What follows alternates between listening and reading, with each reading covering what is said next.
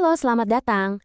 Pernah nggak sih ngerasa seharian jadi rusak cuma gara-gara satu omongan orang? Nah, di sini kita bakal ngupas tuntas sebuah skill, dan ini skill ya, bukan bakat. Gimana caranya nguasain emosi biar kedamaian kita nggak gampang goyah. Yuk kita mulai.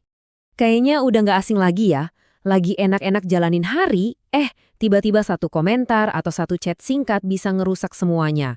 Kalau kamu pernah ngalamin itu, tenang. Kamu nggak sendirian kok. Ini tuh bukan berarti kita lemah, sama sekali bukan. Tapi ini justru jadi tanda. Kalau kita bisa loh belajar cara yang lebih baik buat merespons. Dan ya, itulah yang akan kita bahas tuntas sekarang.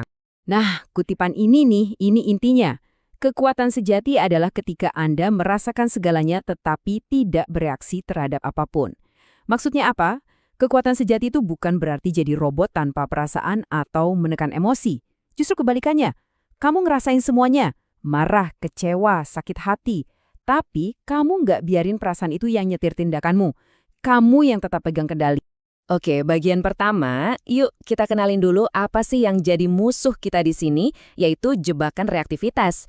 Ini tuh semacam siklus otomatis yang mungkin sering banget kita alami tanpa sadar. Ada pemicu, emosi langsung meledak, terus kita bertindak. Dan ya seringnya sih tindakan itu yang kita sesali beberapa saat kemudian. Dari kecil, sadar nggak sadar, kita itu seolah-olah diprogram buat respons instan. Ada yang nyerang, kita bales. Ada yang ragu sama kita buktiin. Nah, pola kayak gini tuh, tanpa kita sadari, bikin kita jadi kayak boneka tali, yang talinya bisa ditarik sama orang lain atau situasi apapun. Setiap reaksi yang impulsif itu pada dasarnya adalah momen di mana kita menyerahkan kendali diri kita ke orang lain. Terus, gimana dong cara mutusin siklus ini? Jawabannya sebenarnya simpel. Tapi luar biasa kuat, yaitu dengan menemukan jeda. Ada sebuah ruang kecil, sebuah momen yang sering banget kita abaikan, di antara saat kita merasakan sesuatu dan saat kita bertindak. Dan disitulah letak semua kekuatan kita. Coba deh bayangin ruang jeda ini. Ini bukan konsep aneh-aneh atau mistis ya. Ini beneran detik-detik nyata yang selalu ada. Pas kamu merasa marah banget, ada sepersekian detik sebelum kamu teriak.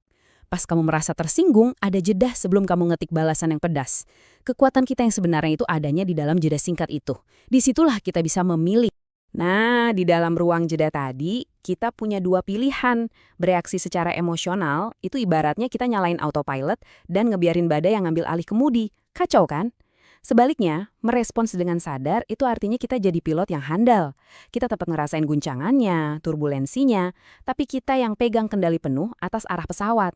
Dan ini adalah skill yang benar-benar bisa kita latih. Jadi, gimana cara ngelatih skill jadi pilot handal ini? Latihannya itu dimulai dari dalam diri kita sendiri. Yup, sebelum kita bisa ngadepin dunia luar dengan tenang, kita harus belajar dulu cara nguasain badai yang ada di dalam diri kita. Nah, ini dia nih perubahan cara pandang yang paling penting. Biasanya kalau kita ngerasa nggak nyaman, kita pasti lari kan? Tapi gimana kalau ketegangan, cemas, atau marah itu kita lihat bukan sebagai musuh. Anggap aja itu sebagai data, sebagai pesan dari dalam diri kita yang bilang, ada yang perlu diperhatiin di sini. Kalau kita menghindar terus, itu sama aja kayak kita ngabaikan lampu peringatan di dashboard mobil. Bahaya kan? Terus gimana prakteknya? Gini, pas kamu ngerasain ketegangan itu muncul, yang pertama, berhenti. Pause. Jangan langsung cari HP atau pengalihan lain. Kedua, sadari. Coba rasain, di bagian tubuh mana sih rasanya? Apa dada jadi sesak? Perut melilit? Ketiga, bernapas. Tarik napas dalam-dalam, seolah-olah kamu ngirimin oksigen ke area yang tegang itu. Dan yang paling krusial, sadari kalau kamu nggak harus nurutin perasaan itu. Kamu bisa ngerasain marah tanpa harus teriak. Kamu itu pengamatnya, bukan budaknya. Sekarang kita bahas dorongan lain yang kuat banget. Keinginan buat membela diri. Coba deh perhatiin. Pas kamu ngerasa, wah gue harus ngejelasin ini atau gue harus buktiin kalau gue benar, siapa sih yang sebenarnya lagi ngomong? Seringkali itu bukan diri kita yang sejati, tapi suara dari ego kita. Kuncinya itu ada di sini. Belajar bedain kedua suara itu. Suara ego atau harga diri itu pengennya menang saat ini juga. Dia pengen kelihatan benar, pengen divalidasi sekarang. Tapi kebijaksanaan, suara yang lebih tenang di dalam diri kita, dia nanyanya beda. Tindakan ini bakal ngasih gue kedamaian nggak ya besok? Nah, memilih kebijaksanaan di atas ego, itulah inti dari kedewasaan emosional. Oke, kita udah latihan ngelola badai di dalam. Sekarang, yuk kita bawa skill ini ke medan pertempuran yang sesungguhnya, interaksi kita sama orang lain. Nah, disinilah biasanya ketenangan kita benar-benar diuji. Pada dasarnya, kita semua punya ini. Keinginan yang dalam banget buat dilihat, didengar, dan dipahami dengan benar sama orang lain. Ini tuh kebutuhan dasar manusiawi banget yang bikin kita pengen ngejelasin diri dan ngelurusin kalau ada salah paham. Tapi pertanyaannya jadi rumit nih.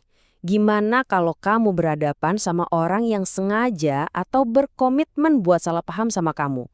Tahu kan tipe orang yang udah punya cerita sendiri di kepala mereka tentang kamu dan penjelasan apapun kayaknya nggak bakal bisa mengubah pikiran mereka. Disinilah letak pelajaran terbesarnya. Kamu harus belajar untuk membiarkan orang lain salah tentang kamu. Serius, coba bayangin, energi kamu itu kayak baterai HP. Apa kamu mau habisin baterai berharga itu buat debat kusir yang gak akan pernah kamu menangkan? Atau kamu simpan buat hal-hal yang beneran penting? Ingat, kedamaian kamu harus jadi prioritas utama. Terus gimana cara bedainnya? Gampang kok, coba perhatikan. Percakapan ini terasa terbuka dan saling menghormati nggak? Atau malah defensif, di mana salah satu pihak cuma pengen menang. Saat kamu udah bisa ngenalin perbedaannya, kamu jadi punya kekuatan buat milih. Mau lanjut atau milih diam dan pergi dari argumen yang cuma bakal nguras energi kamu. Sekarang kita sampai di bagian favorit saya. Bagian terbaiknya. Apa sih imbalannya dari semua latihan ini? Ini tuh bukan cuma soal menghindari konflik loh, tapi tentang mendapatkan sesuatu yang jauh lebih berharga. Manfaatnya tuh nyata banget dan bisa mengubah hidup. Kamu jadi lebih percaya diri, karena omongan orang nggak lagi jadi remote control buat perasaanmu. Pikiranmu jadi lebih jernih, bebas dari drama-drama yang nggak perlu. Hubunganmu dengan orang lain bahkan bisa jadi lebih kuat, karena kamu merespon dengan bijak, bukan dengan reaktif. Dan yang terpenting, kamu membangun sebuah ketenangan batin yang nggak bisa dibeli dengan apapun. Kutipan ini benar-benar merangkum semuanya dengan sempurna, fokusnya jadi bergeser. Tujuannya bukan lagi buat menang debat atau nyari validasi dari luar, tujuannya adalah stabilitas di dalam diri. Menjaga kedamaian batinmu, itulah kemenangan yang sesungguhnya. Sebagai penutup, saya mau ninggalin satu pertanyaan buat kamu renungkan. Nanti, kalau kamu lagi ngadepin momen yang sulit, saat dorongan buat bereaksi itu kuat banget, coba deh berhenti sejenak dan tanyakan ini ke diri sendiri. Apa yang lebih penting? Menjadi benar saat ini atau menjadi damai dalam hidup ini? Jawabannya selalu ada di tangan kamu.